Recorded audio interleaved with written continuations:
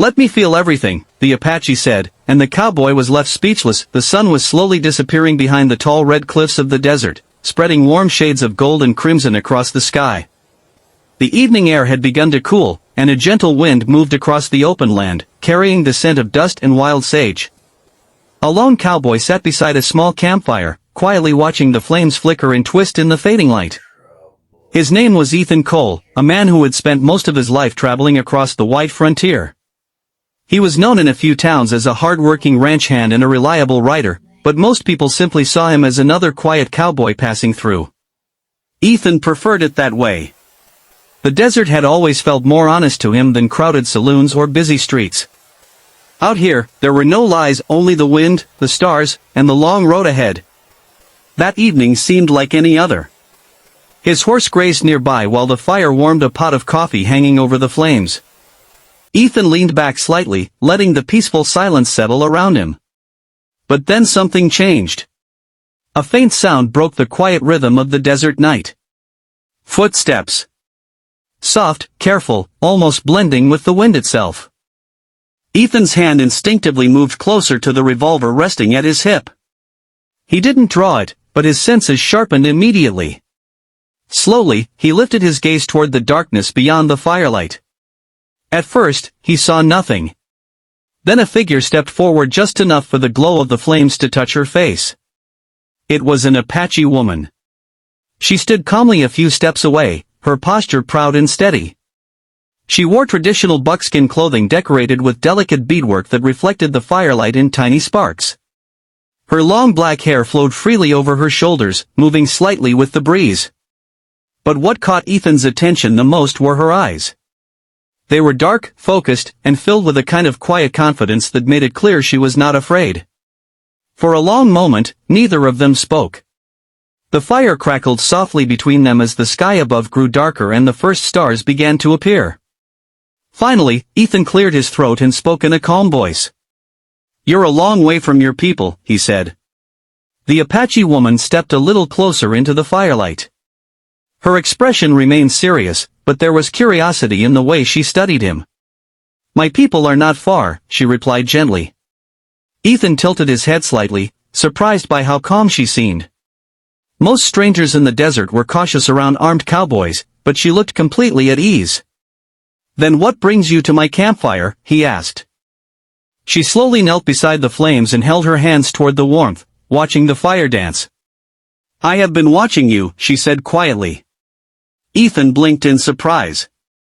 "Watching me?" She nodded once. "For 3 days." That made him sit up straighter. 3 days was a long time for someone to follow a man without him noticing. "You must move like a ghost," he said with a faint smile. The woman's lips curved slightly, but she didn't laugh. "You travel alone," she continued. "You do not hunt more than you need. Even the wild horses do not run from you." Ethan scratched the back of his neck, unsure what to say to that. "Well," he replied slowly, "I reckon that's the nicest way anyone's ever described a cowboy." The woman lifted her gaze and looked directly into his eyes. There was something thoughtful, almost searching in her expression. "In my tribe," she said softly, "we believe the desert sometimes shows us certain people for a reason." Ethan leaned back a little, curious now. "And what reason would that be?" he asked. For a moment she didn't answer. The wind moved through the quiet desert as if carrying her thoughts away. Then she spoke the words that would leave the cowboy completely stunned. "Let me feel everything," the Apache said. Ethan stared at her, speechless. The sentence hung in the night air like a mystery he didn't know how to solve. "Everything?" he finally asked. She nodded slowly, her eyes calm and certain. "My people believe that the spirit must experience all things, fear, trust, pain, and courage. Only then can someone truly understand life." Ethan looked at the fire, then back at her, still trying to process what she meant. In all his years riding across the frontier, no one had ever approached him with words like that. And for the first time in a long while, the quiet cowboy found himself with absolutely nothing to say. The night had grown deeper, and the desert sky was now filled with thousands of bright stars stretching endlessly above the land. The small campfire crackled softly, sending sparks drifting upward before they vanished into the darkness. Ethan Cole sat across from the mysterious Apache woman, still trying to make sense of her strange words. The wind moved gently across the open desert, brushing through the dry grass and carrying the distant cry of coyotes somewhere far away. For most people, a quiet desert night like this would feel peaceful. But for Ethan, the silence now felt full of questions. The Apache woman sat calmly beside the fire, her hands resting near the warmth of the flames.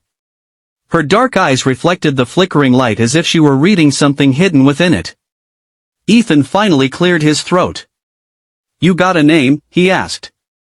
She looked up at him. "Ayanna." Ethan nodded once. "Ethan." For a moment, that seemed to be enough. Two strangers sharing a fire beneath the endless sky. But Ethan's mind kept returning to the strange sentence she had spoken earlier. "Back there," he said, shifting slightly in his seat, "when you said you wanted to feel everything, what exactly did you mean?" Ayanna didn't answer right away. Instead, she reached down and picked up a small piece of wood, gently placing it into the fire. The flames flared slightly, lighting her face more clearly. "In my tribe," she began slowly, "we are taught that life is more than survival." Ethan raised an eyebrow. "Most folks out here would argue survival is plenty."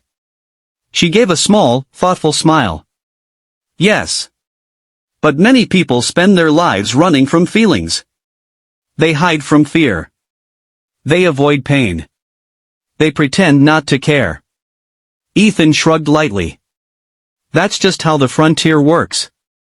Ayanna shook her head softly. "It is how people protect themselves," she said. "But when you hide from feelings, you also hide from truth." Ethan leaned back, folding his arms. "And what truth would that be?" She looked at him with calm certainty. "That every moment teaches us something." The cowboy chuckled quietly under his breath. "Well," he said, "most moments out here just teach you to watch your back." Ayanna studied him carefully. "You have spent many years alone." It wasn't a question. Ethan looked at the fire again, poking at a burning log with a stick. "Comes with the job," he muttered. "But it was not always that way," she replied. Ethan paused. It surprised him how easily she seemed to read things about him without asking. Before he could respond, Ayanna stood and looked toward the dark hills surrounding the camp. "My people are close," she said. Ethan frowned slightly. "They know you're here?" She shook her head. "No. I came without telling them." That caught his attention. "You snuck away from your whole tribe just to sit at a cowboy's campfire?" Ayanna turned back toward him, her expression calm but serious. "I came to watch you." Ethan laughed softly. "Well, that's a new one." "For 3 days," she repeated. The cowboy whistled quietly, shaking his head. "I must have been blind not to notice." "You were not blind," she said. "You were simply not looking." The fire popped suddenly, sending another shower of sparks into the air. Ethan studied her for a long moment before asking, "So what exactly were you watching for?" Ayanna stepped a little closer to the fire again. "My tribe believes the desert sometimes sends strangers who change our path." Ethan smirked slightly. "And you think I'm one of those strangers?" "I do not know yet," she replied honestly. The cowboy rubbed his chin. "Well, I hate to disappoint you, but I'm just a man passing through." Ayanna looked out across the quiet desert once more. "We will see." At that exact moment, a distant sound rolled across the land. Hoofbeats. Fast and heavy. Ethan's head snapped toward the dark ridge beyond the campfire. Ayanna heard it too. 3 riders appeared on the hill, their silhouettes cutting across the starlit sky as they rode straight toward the camp. Ethan slowly stood, his hand moving closer to the revolver at his side. "Looks like we're about to find out what kind of moment the desert sent tonight," he muttered. But beside him, Ayanna remained completely calm. Almost as if she had been expecting it all along, the sound of approaching hoofbeats grew louder as the 3 riders came down from the ridge toward the small campfire. The desert that had felt peaceful moments earlier suddenly carried a sense of tension. Ethan Cole stood slowly, his body calm but alert, while his hand rested close to the revolver on his belt. Across the fire, Ayanna remained still, her eyes focused on the riders as they drew closer through the darkness. Within seconds, the men reached the edge of the campfire's glow. Their horses snorted and stamped against the sand as the riders looked down at the strange scene before them, a lone cowboy and an Apache woman sharing a fire in the middle of the desert night. One of the riders, a tall man with a rough beard and a crooked grin, leaned forward in his saddle. "Well now," he said with a mocking tone, "that's not something you see every night?" The other two men laughed quietly. Ethan didn't respond immediately. He simply stood beside the fire, watching them carefully. Years on the frontier had taught him that talking too much during moments like this rarely ended well. The bearded rider glanced toward Ayanna, his grin widening slightly. "Cowboy," he continued, "looks like you've got yourself some interesting company." Ethan finally spoke, his voice calm but firm. "Just passing through," he said. The rider chuckled. "Yeah? So are we." But the way the men sat in their saddles made it clear they had no intention of simply riding on. The leader's eyes moved slowly between Ethan and Ayanna as if he were studying them. "You two out here alone?" he asked. Before Ethan could answer, Ayanna stepped forward slightly into the firelight. "You should leave," she said calmly. Her voice wasn't loud, but there was something steady and fearless in the way she spoke. For a brief moment, the men seemed surprised. Then the rider burst into laughter. "Did you hear that?" he said to the others. "The lady thinks she's giving orders." The two men beside him laughed again. Ethan glanced sideways at Ayanna, lowering his voice slightly. "You might want to let me handle this," he muttered. But Ayanna didn't move. Her eyes remained locked on the riders. "You are walking toward trouble," she said again. The bearded man's smile faded slightly now, replaced by irritation. "Careful," he warned, "you're speaking to the wrong people that way." Ethan slowly shifted his weight, placing himself a little closer to Ayanna without making it obvious.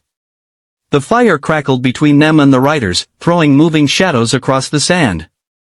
For a few long seconds, no one spoke. The wind moved through the quiet desert, and somewhere far away a coyote howled. Then suddenly the rider reached down toward the rifle hanging from his saddle. But Ethan was faster. His revolver cleared the holster in a smooth flash of motion, the sound of the shot echoing sharply through the desert night. The rider shouted in pain as the rifle dropped from his hand into the sand. He grabbed his arm, glaring down at the cowboy in shock. Ethan kept the revolver raised, his aim steady and his expression completely calm. "Next one won't miss," he said quietly. The other two riders froze instantly. They had clearly expected an easy moment of intimidation, not a gunfighter who moved like lightning. The wounded man cursed under his breath, clutching his arm tightly. For a tense moment it looked like the fight might continue. But then the leader spat into the sand and turned his horse sharply. "This ain't worth it," he growled. Within seconds the three riders wheeled their horses around and galloped back toward the ridge, disappearing into the darkness as quickly as they had arrived. The desert grew quiet again. Ethan slowly lowered his revolver and slid it back into the holster. "Well," he muttered, exhaling slowly, "that could have turned ugly." Beside him, Ayanna still stood perfectly calm. She looked toward the distant ridge where the riders had vanished. "You felt it," she said softly. Ethan glanced at her. "Felt what?" "The moment," she replied. "The fear. The danger. The decision." Ethan shook his head slightly. "Out here," he said, "you don't have time to think about feelings." Ayanna turned toward him, her eyes reflecting the firelight again. "But you did feel it," she said. Ethan paused for a moment. Maybe she was right. For that brief second before he fired, he had felt everything, the risk, the responsibility, and the weight of what might happen next. Ayanna stepped closer to the fire. "My people believe moments like that reveal who someone truly is." Ethan gave a small, tired smile. "Well, according to that logic," he said, "I'm just a cowboy who shoots fast." Ayanna shook her head gently. "No," she said. "You are a man who protects." The words caught him off guard. For a long moment, Ethan had no response. And as the fire burned lower beneath the quiet desert sky, the cowboy began to realize that this strange Apache woman might understand more about him than anyone ever had before. The desert slowly began to change as the night moved toward morning. The fire had burned down to glowing embers, casting a soft orange light across the sand. Above them, the stars still filled the sky, but the darkness was slowly fading at the far horizon where the first hint of dawn was beginning to appear. The cool night air brushed across the land, carrying a quiet calm after the brief moment of danger that had passed. Ethan Cole stood beside the fire, watching the empty ridge where the three riders had disappeared. The desert had returned to silence as if nothing had happened. He adjusted his hat slightly and stretched his shoulders before glancing back toward Ayanna. She stood a few steps away, looking toward the eastern sky. The faint glow of early morning light was slowly touching the hills in the distance, and her long dark hair moved gently with the breeze. For a while, neither of them spoke. Finally, Ethan broke the silence. "Well," he said quietly, "I reckon they won't be coming back tonight." Ayanna nodded slightly, still watching the horizon. "They have already learned what they needed to learn," she replied. Ethan gave a small amused smile. "And what's that?" "That fear sometimes rides with the wrong people." Ethan chuckled softly at that. He walked back toward the fire and nudged one of the glowing pieces of wood with his boot. "You know," he said, "most people would have been shaking after something like that." Ayanna turned toward him. "But I was not most people." "That's true," Ethan admitted. "You didn't even blink." She stepped closer to the dying fire, her eyes thoughtful. "My people are taught not to run from moments like that," she explained. "Danger, fear, courage, they are all part of life." Ethan looked at her for a moment. "You really believe that feeling everything makes a person stronger?" Ayanna nodded calmly. "Yes." The cowboy leaned back slightly, thinking about her words. For most of his life, he had done the opposite. He kept things simple: ride, work, move on. The less a man felt, the easier life seemed to be. But something about Ayanna's way of looking at the world made him question that idea. The sky grew brighter as the sun slowly prepared to rise. Ayanna glanced toward the hills again. "My people will soon realize I am gone," she said. Ethan nodded. "Guess that means this is where our paths split." She didn't answer immediately. Instead, she walked a little closer to him until they were standing on opposite sides of the faintly glowing fire. "You showed courage tonight," she said softly. Ethan shrugged. "Just doing what needed to be done." "But courage is not only about fighting," she replied. He raised an eyebrow. "Oh yeah? What else is it about?" Ayanna looked